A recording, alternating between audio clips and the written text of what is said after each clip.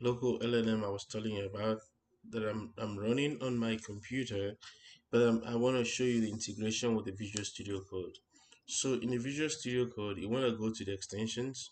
So on the left pane, you want to let me just see if I can drag this. I think I clicked something already. So you want to search for this extension called Continue. It's an extension that allows you to integrate your local LLMs or your local APIs, and then you can also have the open router type of APIs. So right now, if you go to continue, so basically just come to the extensions and search for continue, and then when you open it, you want to go to the config file. So let me show you that. I've already installed it and I don't want to uninstall it or reinstall it. When you install it, you're gonna see it here, so you can drag it and keep it on any side you want. I prefer mine on the right. So here you're gonna configure so let's let it load. It's loading. My computer is just a little bit needing some time. Network here is a little bit slow as well, but let's see. So what I'm gonna do is I'll show you the configuration. You in the configuration file, I won't show you everything, but you have to create the open open AI kind of router. Reopen Windows not responding. Keep waiting. Let's just wait for it.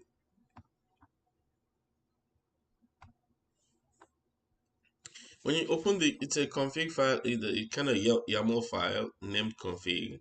When you go there, you create the API name and the URL, and then you put your key. And then when you go to select your agent, you want to select your local LLM. When you do that, I'll show you other things why that page is loading. Okay, the entire page is frozen. Okay, yeah. What is why? So I wanted to show you this before the next day, but it seems that no, it's already the next day. I'm not able to show you what I wanted to show you. Okay, here when you create this local host, it gives you an API. See, here's my API, the FreeLLM API. So you want to copy that. I don't want to show it, but you can want to copy that. When you copy that, you go back to your Visual Studio Code and you add that in the config file. You add it as your source of API, and that's all you need to do. Once you add it, you can select that as your agent. You can select your agent as the local host, or you can just say local and you select that, and it will go to that your config file and take that API. Now, just imagine what I did now. I've added a lot of API keys to my local host. At least 10, I have about 10 APIs or more. Now, each of them will fetch me a few thousand or a few million tokens for a total of actually hundreds of millions of tokens, because I have a total of 1.3 uh, billion tokens, and these are renewable every month. So if I use all of them, I get more every month. So I copy this key, and if you go to my, if I can scroll down, you can see all the keys that I have down there.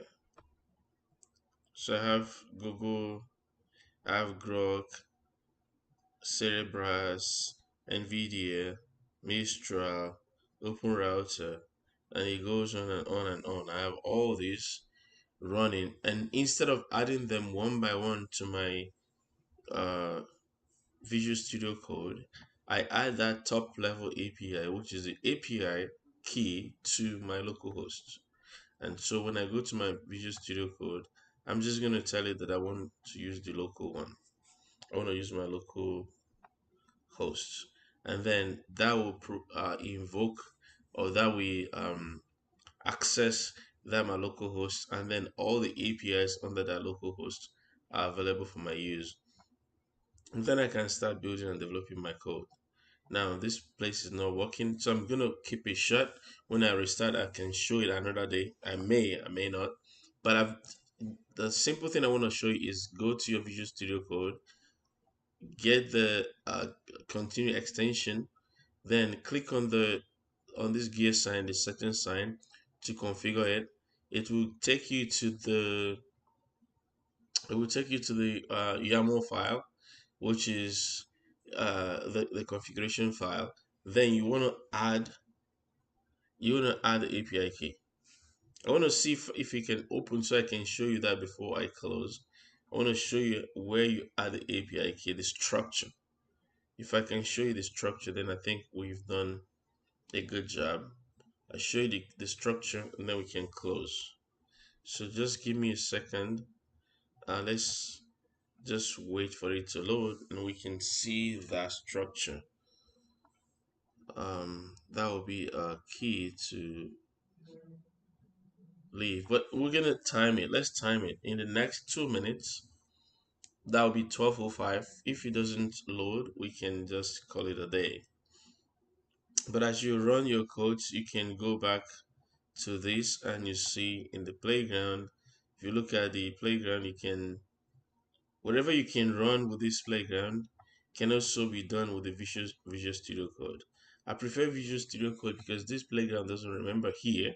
It saves it in my download folder, in my download folder. I figured out later, but I would prefer that when I open it, I'll see it remaining here. It doesn't retain it, but your Visual Studio Code retains all the codes that you typed, so it's easier for memory to go to your Visual Studio Code or cursor.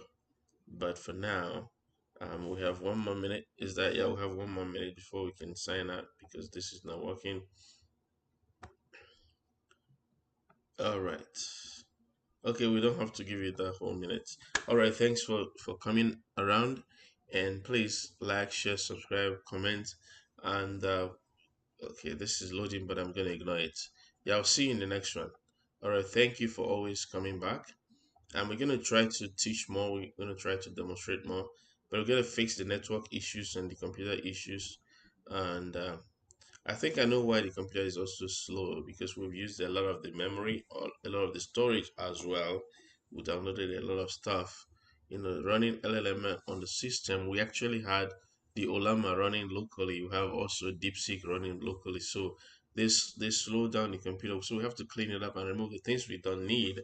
Some of the local LLMs we have are not required anymore with open code, and also this local host we are running, we don't need all those LLMs anymore.